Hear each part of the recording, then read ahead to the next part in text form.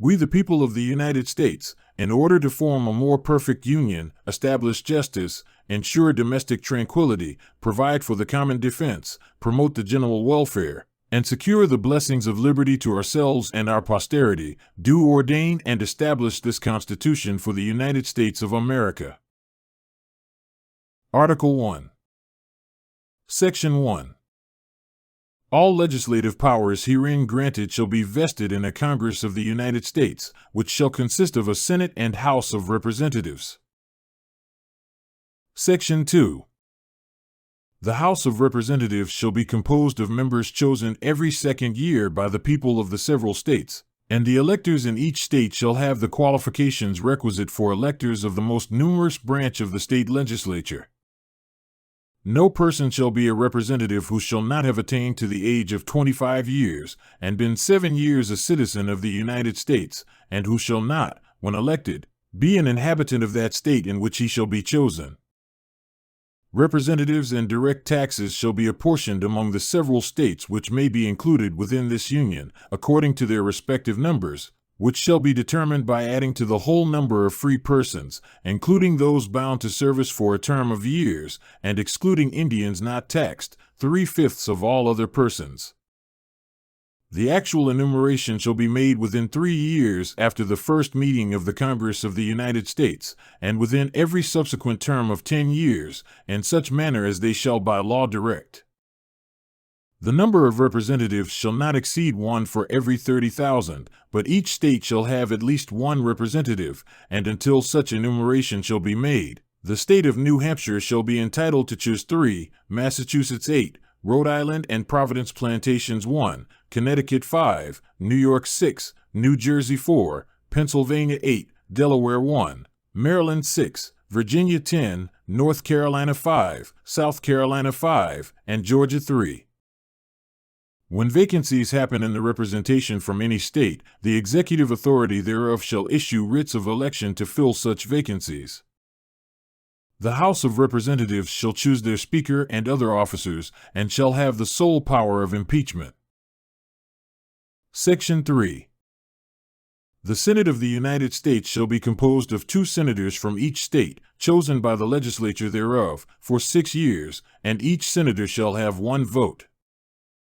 Immediately after they shall be assembled in consequence of the first election, they shall be divided as equally as may be into 3 classes. The seats of the senators of the first class shall be vacated at the expiration of the second year, of the second class at the expiration of the 4th year, and of the third class at the expiration of the 6th year, so that 1/3 may be chosen every second year, and if vacancies happen by resignation or otherwise, during the recess of the legislature of any state, the executive thereof may make temporary appointments until the next meeting of the legislature, which shall then fill such vacancies. No person shall be a senator who shall not have attained to the age of 30 years, and been 9 years a citizen of the United States, and who shall not, when elected, be an inhabitant of that state for which he shall be chosen. The Vice President of the United States shall be President of the Senate, but shall have no vote, unless they be equally divided. The Senate shall choose their other officers, and also a President pro tempore, in the absence of the Vice President, or when he shall exercise the office of President of the United States. The Senate shall have the sole power to try all impeachments. When Thanks for sitting for watching. that purpose, Don't forget they to shall be on subscribe. oath or affirmation. When the President of the United States is tried, the Chief Justice shall preside, and no person shall be convicted without the concurrence of 2/3 of the members present. Judgment in cases of impeachment shall not extend further than to removal from office and disqualification to hold and enjoy any office of honor, trust, or profit under the United States. But the party convicted shall nevertheless be liable and subject to indictment, trial, judgment, and punishment, according to law. Section 4. The times, places, and manner of holding elections for senators and representatives shall be prescribed in each state by the legislature thereof, but the Congress may at any time by law make or alter such regulations, except as to the places of choosing senators. The Congress shall assemble at least once in every year, and such meeting shall be on the first Monday in December, unless they shall by law appoint a different day. Section 5. Each house shall be the judge of the elections, returns, and qualifications of its own members, and a majority of each shall constitute a quorum to do business, but a smaller number may adjourn from day to day, and may be authorized to compel the attendance of absent members, in such manner, and under such penalties as each house may provide.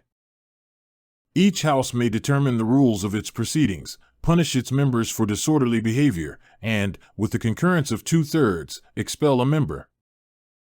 Each house shall keep a journal of its proceedings, and from time to time publish the same, excepting such parts as may in their judgment require secrecy. And the yeas and nays of the members of either house on any question shall, at the desire of 1/5 of those present, be entered on the journal. Neither house, during the session of Congress, shall, without the consent of the other, adjourn for more than 3 days, nor to any other place than that in which the 2 houses shall be sitting. Section 6. The senators and representatives shall receive a compensation for their services, to be ascertained by law, and paid out of the Treasury of the United States. They shall in all cases, except treason, felony, and breach of the peace, be privileged from arrest during their attendance at the session of their respective houses, and in going to and returning from the same. And for any speech or debate in either house, they shall not be questioned in any other place. No senator or representative shall, during the time for which he was elected, be appointed to any civil office under the authority of the United States, which shall have been created, or the emoluments whereof shall have been increased during such time, and no person holding any office under the United States shall be a member of either house during his continuance in office. Section 7. All bills for raising revenue shall originate in the House of Representatives, but the Senate may propose or concur with amendments as on other bills.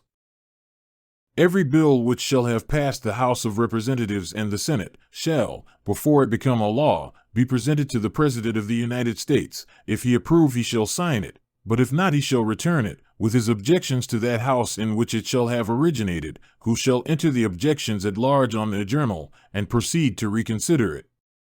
If after such reconsideration 2/3 of that House shall agree to pass the bill, it shall be sent, together with the objections, to the other House, by which it shall likewise be reconsidered, and if approved by 2/3 of that House, it shall become a law.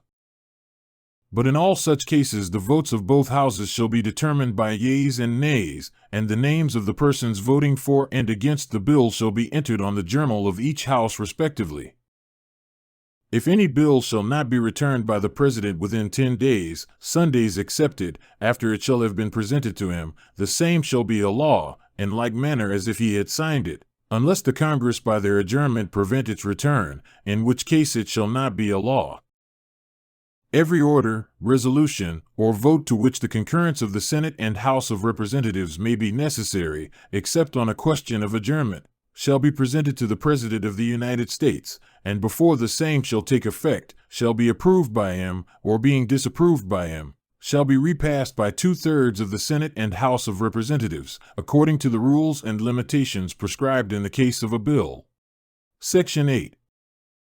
The Congress shall have power to lay and collect taxes, duties, imposts, and excises, to pay the debts and provide for the common defense and general welfare of the United States, but all duties, imposts, and excises shall be uniform throughout the United States, to borrow money on the credit of the United States, to regulate commerce with foreign nations, and among the several states, and with the Indian tribes, to establish an uniform rule of naturalization, and uniform laws on the subject of bankruptcies throughout the United States, to coin money, regulate the value thereof, and of foreign coin, and fix the standard of weights and measures, to provide for the punishment of counterfeiting the securities and current coin of the United States, to establish post offices and post roads, to promote the progress of science and useful arts, by securing for limited times to authors and inventors the exclusive right to their respective writings and discoveries, to constitute tribunals inferior to the Supreme Court,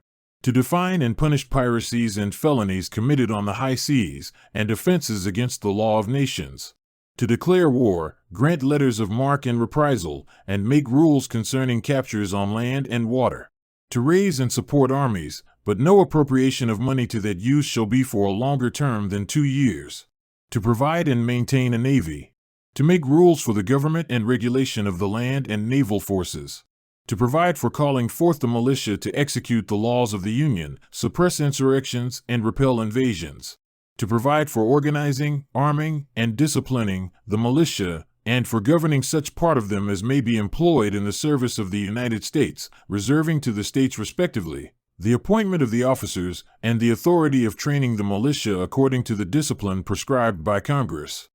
to exercise exclusive legislation in all cases whatsoever over such district, not exceeding 10 miles square, as may, by cession of particular states, and the acceptance of Congress, become the seat of the government of the United States, and to exercise like authority over all places purchased by the consent of the legislature of the state in which the same shall be, for the erection of forts, magazines, arsenals, dockyards, and other needful buildings, and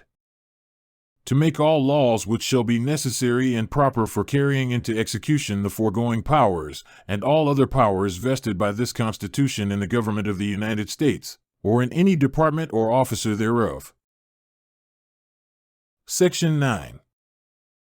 The migration or importation of such persons as any of the states now existing shall think proper to admit, shall not be prohibited by the Congress prior to the year 1808, but a tax or duty may be imposed on such importation, not exceeding $10 for each person. The privilege of the writ of habeas corpus shall not be suspended, unless when in cases of rebellion or invasion the public safety may require it. No bill of attainder or ex post facto law shall be passed. No capitation or other direct tax shall be laid, unless in proportion to the census or enumeration herein before directed to be taken. No tax or duty shall be laid on articles exported from any state. No preference shall be given by any regulation of commerce or revenue to the ports of one state over those of another, nor shall vessels bound to, or from, one state be obliged to enter, clear, or pay duties in another. No money shall be drawn from the treasury, but in consequence of appropriations made by law, and a regular statement and account of the receipts and expenditures of all public money shall be published from time to time. No title of nobility shall be granted by the United States, and no person holding any office of profit or trust under them shall, without the consent of the Congress, accept of any present, emolument, office, or title, of any kind whatever, from any king, prince, or foreign state. Section 10.